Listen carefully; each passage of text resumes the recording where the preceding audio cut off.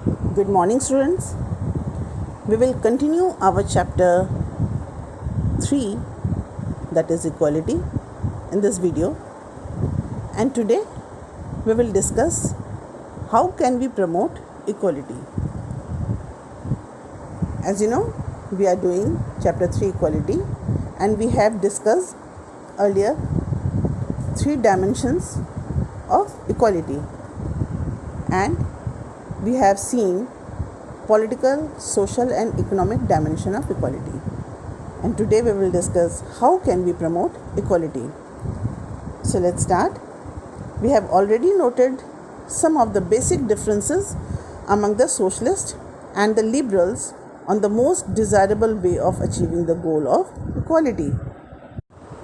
While merits and limitations of each of these point of view are being debated over the world, we still need to consider what principles and policies might be considered necessary for pursuing equality. In our last class हमने देखा political, social and economic inequalities से related चीज़ों को हमने देखा, और उसमें जो भी चीज़ें थीं वो सारी जो इश्यूज़ हैं वो डिबेटेबल इश्यूज़ हैं, बट अभी भी ये पूरी तरह से हम नहीं कह सकते कि इन सारी चीज़ों से ही इक्वालिटी जो सोसाइटी में लाई जा सकती है. सो प्रिंसिपल्स एंड पॉलिसीज़ जिनके थ्रू हम इक्वालिटी ला सकते हैं, उनको अभी भी जानने समझने की ज़रूरत है. Specially we need to consider if the use of affirmative action is justified for purpose of bringing about equality. This issue has raised a lot of controversy in recent years, and we will discuss this issue in the following section. एक नई theory आई affirmative action की, ठीक है, कि affirmative action के through we can achieve equality, and affirmative action is the justified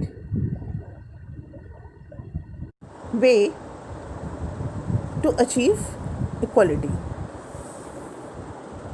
So first of all, we will see we can promote equality by ending the formal system of inequality and privileges. Means equality हम कैसे promote कर सकते हैं? जो हमारा formal system है inequality का और प्रिविलेजेस का जो फॉर्मल सिस्टम है, अगर हम उनको एंड कर दें, उसको ख़त्म कर दें, तो हम एक हद तक सोसाइटी में इनइक्वालिटी को हटा सकते हैं, रिमूव कर सकते हैं और इक्वालिटी इस्टेब्लिश कर सकते हैं. Economic and political inequalities all over the world have been protected by customs and legal systems that prohibited some section of society from enjoying certain kinds of opportunity and rewards.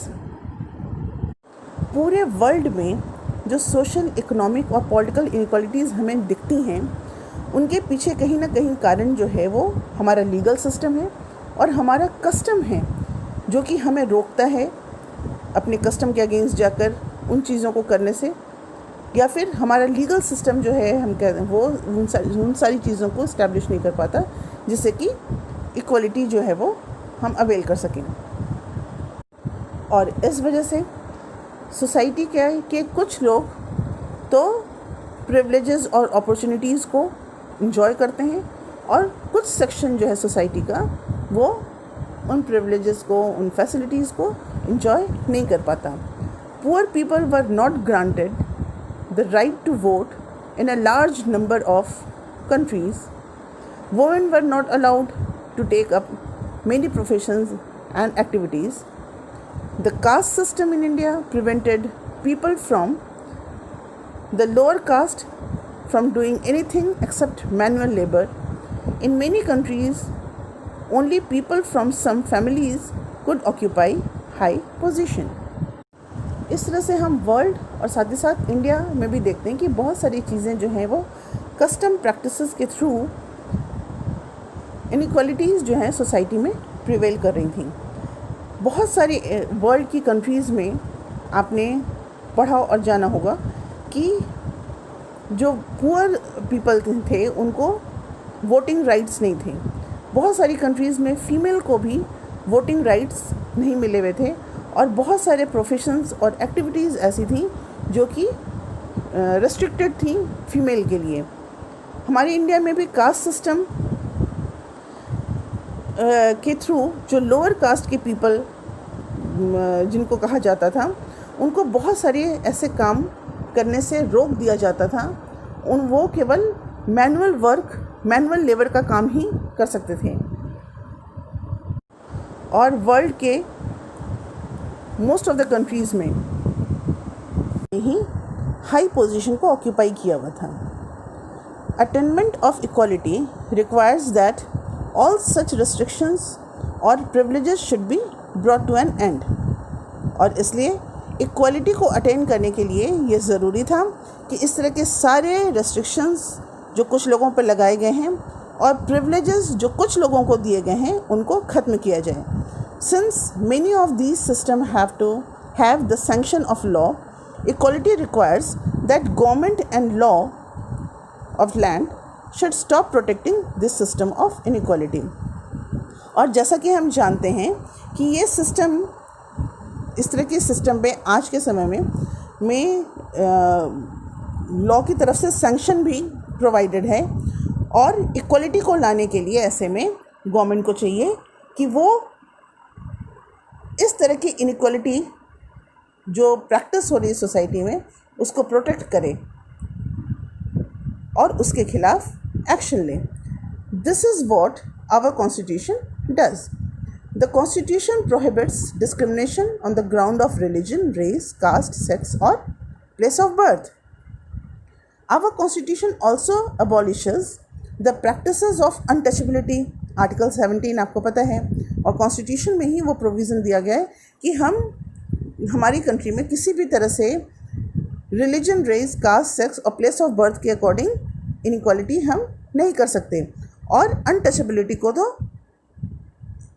Punishment offence भी बनाया गया है।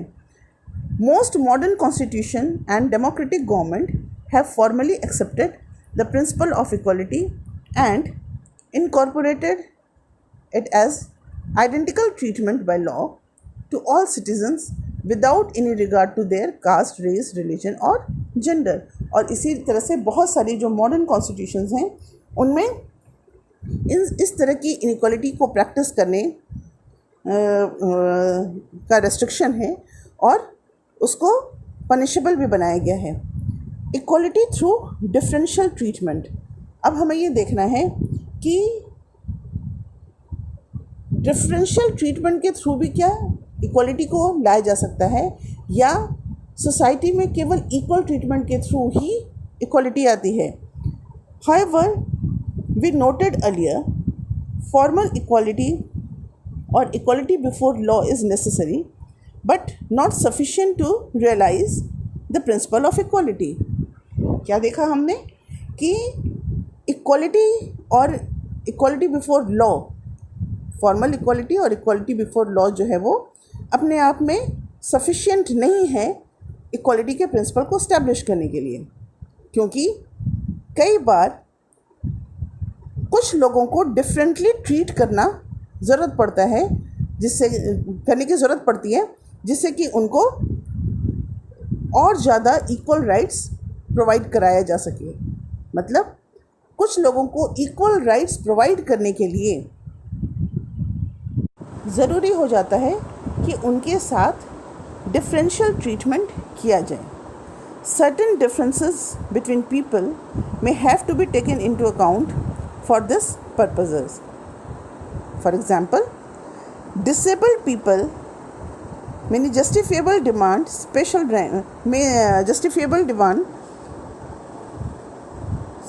ramp in public places so that they get an equal chance to enter public places or public buildings. हमने यहाँ पर differential treatment की बात की। फॉर एग्ज़ाम्पल, अगर कोई फिज़िकली चैलेंज पीपल है तो उसके लिए एक पब्लिक प्लेस पे मूव करना बहुत मुश्किल हो जाता है। यहाँ पर हम सबके लिए इक्वल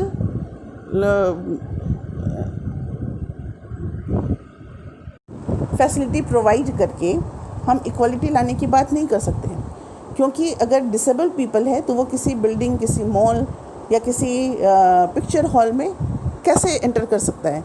तो इसके लिए अगर वहाँ पर अलग से कोई रैंप की फैसिलिटी प्रोवाइड की जाती है फॉर डिसेबल्ड पीपल, तो ये इक्वलिटी इस्टेब्लिश करने के लिए किया गया काम है, न कि अनइक्वल ट्रीटमेंट। या फिर जो विमेन हैं कॉल सेंटर्स में काम करती हैं रात में, और ऐसे में उनको स्पेशल प्रोटेक्शन की ज़रूरत होती है ऑफिस आने और ऑफिस से घर वापस आने के लिए। और ऐसे में अगर उनके लिए कोई स्पेशल प्रोविज़न किया जाता है, उनके लिए कैब की व्यवस्था की जाती है, तो ये इक्वलिटी को प्रमोट करने के लिए है और ये जस्टिफाइड है। हम कह सकते हैं कि ये इनइक्वलिटी नहीं बल्कि इक्वलिटी प्रमोट करते हैं। What kind of differences hinder access to equal opportunities, and what kind of political policies may be pursued to overcome those hindrances are questions that are being discussed in almost all society today. आज की society में जो main question क्या है कि किस तरह के डिफरेंसेस इक्वलिटी को अचीव करने में बाधा पहुंचाते हैं, और किस तरह के डिफरेंसेस जो हैं उनसे इक्वलिटी का जो क्वेश्चन है वो बाधित नहीं होता है। Some countries have used policies of affirmative action to enhance equality of opportunity, और इसलिए कुछ कंट्रीज़ ने अफर्मेटिव एक्शंस को यूज़ किया है अपनी सोसाइटी में इक्वलिटी को इन्हांस करने के लिए। हमारी कंट्री में भी we have relied on the policy of reservation. हमारे यहाँ बहुत सारे ऐसे लोग हैं जिनको बरसों से, सदियों से अपॉर्चुनिटीज़ नहीं मिली, तो उनको इक्वल अपॉर्चुनिटी प्रोवाइड करने के लिए रिजर्वेशन का प्रोविज़न बनाया गया है। और ये रिजर्वेशन का प्रोविज़न जो है ये एक आइडिया ऑफ अफर्मेटिव एक्शन है, जिसको अब हम डिटेल में देखेंगे कि ये अफर्मेटिव एक्शंस हैं क्या और किस तरह से वो हमारी सोसाइटी में इक्वलिटी के लिए नेसेसरी हो जाती है। Is based on the idea that it is not sufficient to establish formal equality by law. Affirmative action किस आइडिया पे बेस्ड है कि फॉर्मल इक्वलिटी इस्टेब्लिश करने के लिए केवल लॉ ही जो है वो सफिशिएंट नहीं है। When we wish to eliminate inequalities that are deeply rooted, it is necessary to take some more positive measures to minimize and eliminate entrenched form of social inequalities. अगर हम सोसाइटी से inequality को पूरे जड़ से ख़त्म करना चाहते हैं, और ये जो entrenched form of social inequality है अगर उसको हम कम या पूरी तरह से एलिमिनेट करना चाहते हैं, तो हमें कुछ पॉजिटिव मेजर्स यूज़ करने पड़ेंगे उनके लिए। Most policies of affirmative actions are thus designed to correct the cumulative effect of past inequalities. और इसलिए कुछ पॉलिसीज़ अफर्मेटिव एक्शंस से रिलेटेड, उससे रिगार्डिंग जो पॉलिसीज़ कुछ ऐसी बनाई गई हैं जो पास्ट में हुई इनइक्वालिटीज़ के इफ़ेक्ट को, बैड इफ़ेक्ट को ख़त्म करती है। Affirmative actions can, however, take many forms, from preferential spending on facilities for disadvantaged community such as scholarship and hostels to special consideration for admissions to education institutions and jobs. ये affirmative actions कई तरीके के हो सकते हैं। Disadvantage community को facility provide करने के लिए और उनको प्रेफरेंसेस प्रोवाइड करने के लिए, जैसे स्कॉलरशिप का कोई प्रोविज़न हो या उनको हॉस्टल प्रोवाइड करना हो, ठीक है, या फिर उनके एजुकेशनल इंस्टीट्यूशन में एडमिशन या फिर किसी इंस्टीट्यूशन में जॉब से रिलेटेड अगर कोई मैटर है तो उसमें अफर्मेटिव एक्शन के थ्रू उन्हें स्पेशल फैसिलिटीज़ प्रोवाइड की जा सकती हैं। In our country we have adopted a policy of quota और reserve seat in education and job to provide equal opportunity to deprived groups, and this has been the subject of considerable debate and disagreement. हमने अपनी country में जो ये deprive लोग हैं उनके लिए रिजर्वेशन और कोटा का प्रोविज़न जो है उसको अडॉप्ट किया है एजुकेशन इंस्टीट्यूशन में एडमिशन के लिए और जॉब के लिए, जिससे कि उनको इक्वल अपॉर्चुनिटी मिल सके। हालांकि इसका कम्युनिटी के दूसरे लोगों के थ्रू काफ़ी ज़्यादा विरोध भी हुआ। The policy has been defended on the ground that certain groups have been victim of social prejudice and discrimination in the form of exclusion of segregation. तो जब ये जो स्पेशल प्रोविज़न बनाए गए रिजर्वेशन और कोटाज़ का, तो हमारी कंट्री में उसका बहुत ज़्यादा विरोध भी किया गया है। लेकिन इन विरोध करने वालों के अगेंस्ट और इस कोटा और रिजर्वेशन पॉलिसी के फेवर में ये आर्ग्यूमेंट दिया गया कि जो लोग इतने सालों से डिप्राइव कम्युनिटी थे, जिनको कभी आगे आने का मौका नहीं मिला, जिनके पेरेंट्स को भी इवन पढ़ने का मौका नहीं मिला, उनके लिए एकदम से compete करना बहुत मुश्किल है। नॉर्मल लोगों के साथ compete करना बहुत मुश्किल है और इस तरह से वो खुद ही एक्सक्लूड हो जाते हैं, सेग्रीगेट हो जाते हैं। तो इस एक्सक्लूजन और सेग्रीगेशन से बचाने के लिए ज़रूरी है कि उनको स्पेशल फैसिलिटीज़ प्रोवाइड की जाएं। Special assistance in the form of affirmative action is expected to be a temporary or time-bound measure. The assumption is that special consideration will enable these communities to overcome the existing disadvantage and then compete with others on equal terms. Although policies of affirmative actions are supported for making the society more equal, many theorists argue against them. They question whether treating people differently can ever lead to greater equality. अब हम यहाँ पे क्या देखते हैं कि ये जो स्पेशल असिस्टेंस प्रोवाइड किया जा रहा है अफर्मेटिव एक्शन के फॉर्म में, ये टाइम बाउंड होना चाहिए और टेम्पररी प्रोविज़न होना चाहिए, परमानेंट प्रोविज़न नहीं होना चाहिए।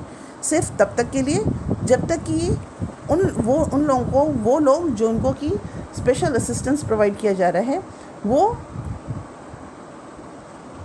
अपनी इनकैपेबिलिटी से को ओवरकम नहीं कर लेते। हालांकि ये जो पॉलिसी है अफर्मेटिव एक्शन की,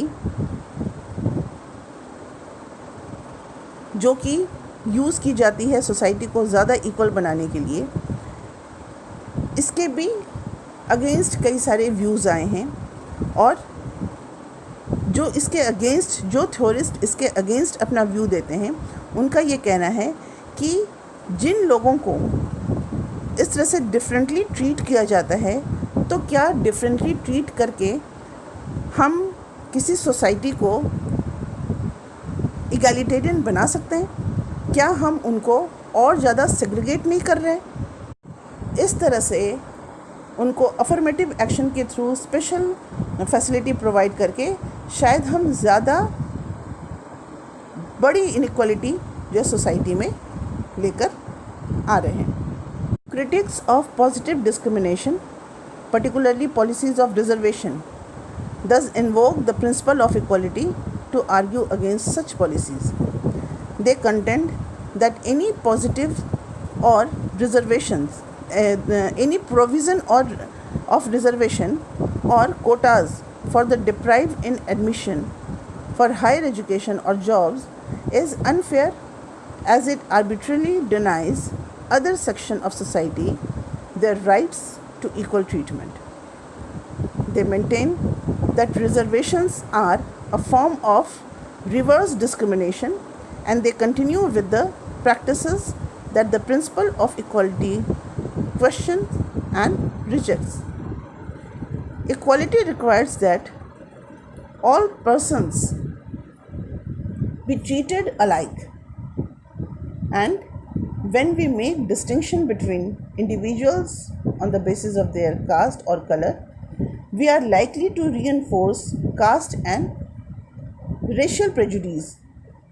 For these theories, the important thing is to do away with social distinction that divide our society. Distinction between equality as a guiding principle of state policy and equal rights of individuals.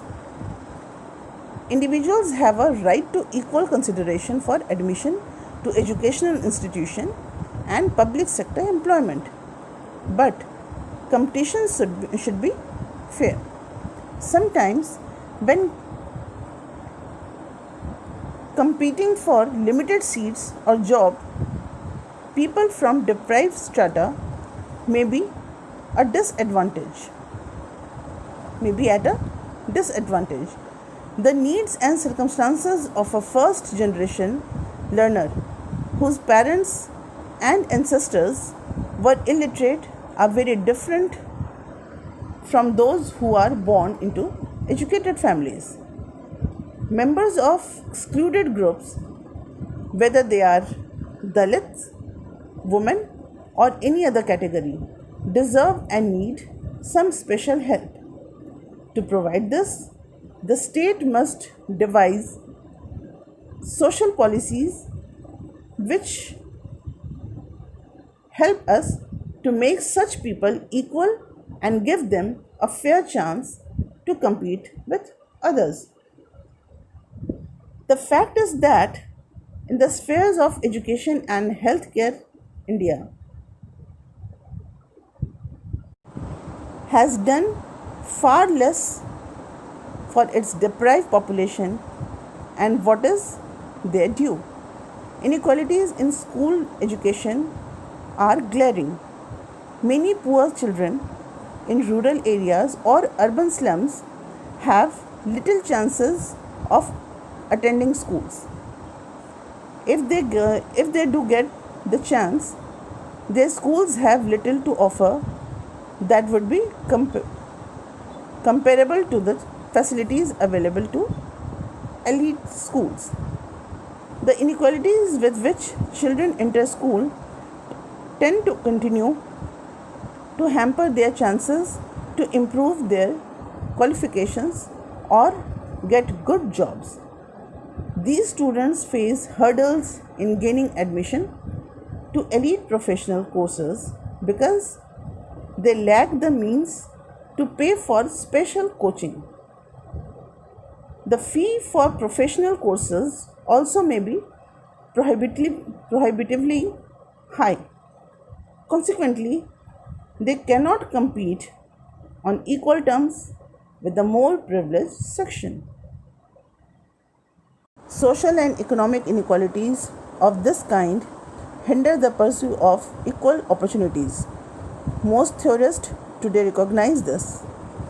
What they contest is not the goal of equal opportunity, but the policies that the state should pursue to achieve that goal. Should the state reserve seats for the deprived communities, or should they provide special facilities that can help to develop talent and skills from an early age? How should we define who is deprived? Should we use an economic criteria to identify the deprived, or should we use social inequalities arising from the caste system in our country as the basis of identifying the deprived groups? These are aspects of social policy that are today being debated. Ultimately, the policies that we choose would have to be justified in terms of their success in making the society more egalitarian and fair to all. While reflecting on the issue of equality, a distinction must also be made between treating everyone in an identical manner and treating everyone as equal.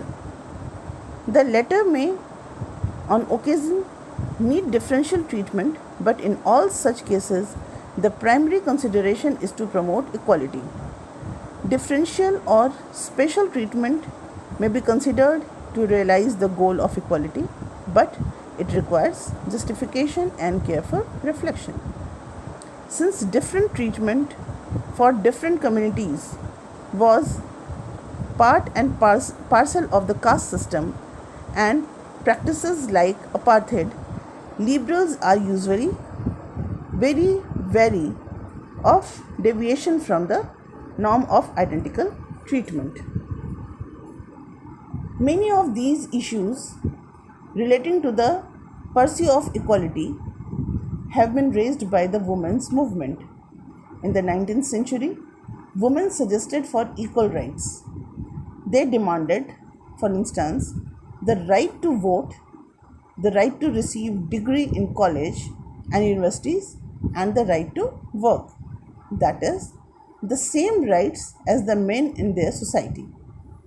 However, as they entered the job market, they realized that women required special facilities in order to exercise these rights. For instance, they are required some provisions for maternity leave and crutches in the workplace for their babies. Without special consideration of this kind, they could not seriously compete for job or enjoy a successful professional and personal life. They needed, in other words, sometimes to be treated differently if they are to enjoy the same rights as men. As as we deliberate on issue of equality and examine whether different treatment is warranted in a particular case, we need continuously to ask ourselves whether differential treatment is essential to ensure that a set of people can enjoy the same rights as the rest of the society. Caution must, however, be exercised to see that differential treatment does not yield new structure of dominance and oppressions or become a means for some dominant group to reassert special privileges and power in society. Differential treatment is intended and justified only as a means of promoting a just and egalitarian society.